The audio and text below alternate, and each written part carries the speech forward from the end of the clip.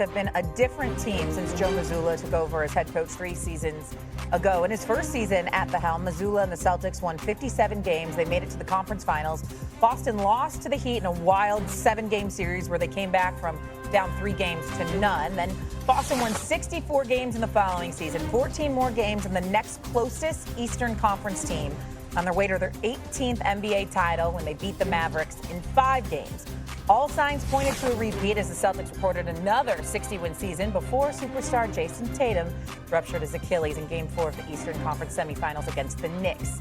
Boston went on to lose the series in 6 games, and guess who we have here? We now welcome in Boston Celtics superstar Jayson Tatum here on behalf of Vertex. Thanks so much for being with us, Jayson. Thanks for having me. I just mentioned the injury. Sorry to bring it up. I'm sure you didn't love watching the video, but nonetheless, how are you feeling? How's the rehab going?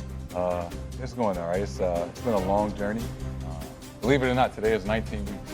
Every Tuesday is a week. It's been a long journey, some ups and downs, but I'm getting there. When you say it's been ups and downs, talk about that for a second. Obviously being injured, but what's the hard part? Is it just going through it, trying to rehab, or is it knowing that in all likelihood you're going to miss the entire upcoming season? It's tough to pinpoint like what is the toughest phases. I think the first phase is accepting that this happened. I was in disbelief, for about 2 weeks. Right. And the other tough part was, ever since I was a kid, I could always envision myself getting drafted, winning the championship, having my own shoe, cover 2K, all the things. This was the first time it was hard. I couldn't envision. Like, I'm sitting there at my mom's house with my foot elevated, and it's like, it was hard to envision playing basketball. It was hard to envision walking up steps, and I think that was kind of like defeating in that moment. So it's things like that, there were some low moments throughout this journey. But I'm sure as you inch closer and closer to recovery, maybe things become a little bit clearer, right? And as Stephen A. said, you're likely going to miss all of next season. So how are you staying connected with your team, with your teammates? Like you said, it's been a lot, and it's been a great support system. Reasons why that I've gotten to this point. I think obviously a big reason why I'm here is to announce my partnership with Vertex Pharmaceuticals. There was a period of 4 weeks where you introduce 50% weight bearing, and I'm on crutches. So I have surgery, and I haven't put any weight on this side for a month.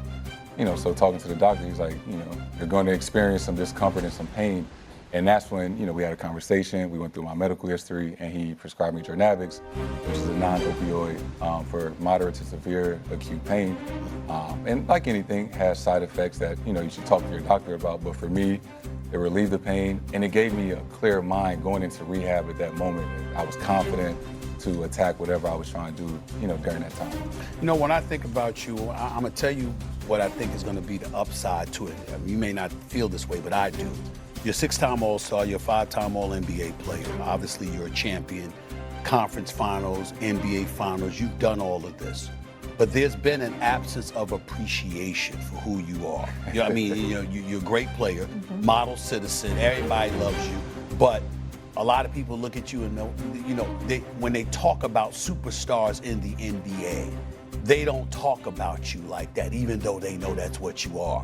And I'm wondering whether or not you being out is going to elevate the level of appreciation that you will ultimately receive. Have you thought about that at all in terms of people looking at you, knowing what you bring to the table, but somehow, some way, it's almost never enough? So, first of all, I appreciate that. You deserve it. Thank you. You do. And, from my perspective, it's like, I live a great life. I've accomplished a lot. I've been able to take care of my family. I've largest contract in NBA history. Like, I've done everything I've, set out to do, and I'm not complacent. There's still a lot of things I want to do.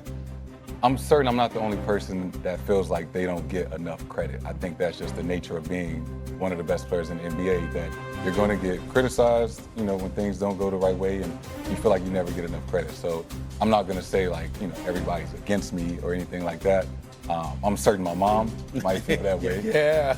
And people close to me. But, I haven't thought about it that way. I know there's a lot of people, a lot of fans out there that appreciate what I do, what I bring to the table. So it's more about the people that appreciate what I do, not trying to gain, people that don't appreciate it. Jay, let me go with him here because I got to talk to you about the Boston Celtics for a second here. I did not like seeing you get injured. I was not happy about that. I was happy y'all lost though, because to my Knicks. I'm not gonna lie about that either. Okay. You knew it was coming, right? You know how I am, all right. But as I'm looking at Boston right now, you're out. Drew Holiday's gone now. Porzingis is gone now. Horford's probably gone. I'm wondering, how are you feeling about the Boston Celtics for this upcoming season? I think it's a prime opportunity for Jaylen Brown to show what he's made of. Absolutely. Because the brother can ball. I don't think he's appreciated enough either. But what are your thoughts about the Boston Celtics considering the myriad of changes that have taken place? Well, for one, this is like maybe the third time. I haven't said I'm not playing this season. Okay. He was kind of looking at us sideways when we brought that up. So I'm thinking Achilles. All right, no, that's for sure. fair. That's fair. The most important thing is a full recovery. Being 100%. That's right. Not rushing. Yeah, don't rush back. At all. Don't do that. But also, I don't go to rehab 6 days a week for nothing. Okay. But with that being said, with being a part of the organization and the Celtics, there is a standard that we play to, that we uphold, regardless of who we have in the lineup, who's on the team, who's not. There's a sense of pride that we have with that uniform on, and we always are competing to win a championship. And that standard will not change. So back to the injury really quick, and I appreciate you sharing with us your journey and your focus and all of that. You weren't the only superstar. I'm just looking. Keep going. You weren't the only superstar that went down with this injury. Like Right. Tyrese Halliburton went through it, Damian Lillard went through it. Have you communicated with those guys at all about this process and maybe returning next season or not returning next season? Yeah, I think, no, 100%. We've all been in communication. DeJounte Murray is somebody, Dame, Tyrese that I've talked to throughout. And it all happened this season, and we're all at different points of our rehab and recovery. So it's less about like, yo, when are you coming back?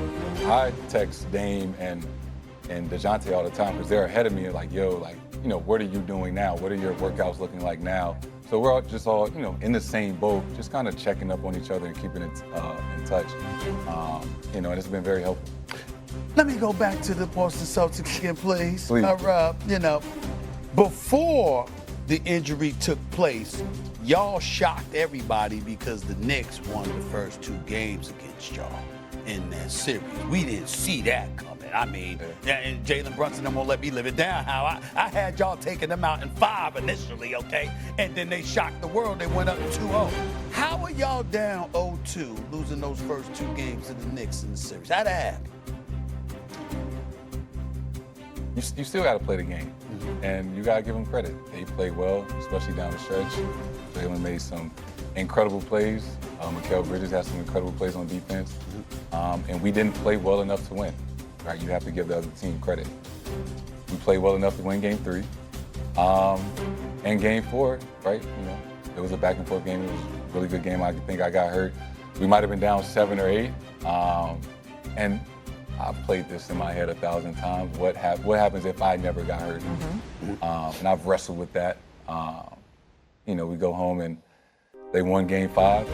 And I'm not going to say what would have happened, but I just know I've been down 3-2 on the road 3 times in my career, and I was 3-0. I would have been very worried if you were healthy. Pulled that right out of his hat. I would have been very, very nervous. I've seen you when you dropped 46 on Milwaukee in a closer when y'all was about to be closed. I would have been very, very nervous. I'll be the first to admit that.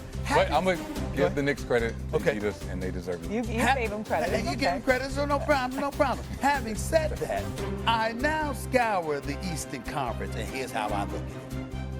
I hope you come back. I don't want you to come back until you're 100% healthy. Absolutely. Get 100% healthy, man.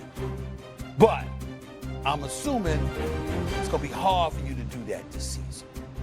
So I'm looking at Boston without you. I'm looking at Milwaukee without Dame. I'm looking at Indiana without Halliburton. And now you move Miles Turner. Yeah. I see Orlando and they got Bane.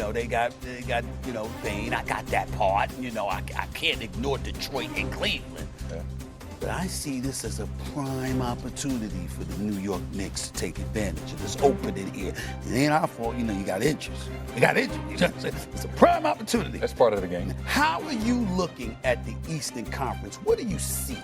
when you look at your Boston Celtics and what they're going to have to go up against this season? So this would be going into my 9th year. I think everybody at the start of the season usually is feeling good about their team. It's a fresh start. It's a reset. Everybody's 0-0. New faces and new places. It's hard to say like who's going to be what. Like games still have to be played. We have to see who works well with each other, who doesn't, who stays healthy.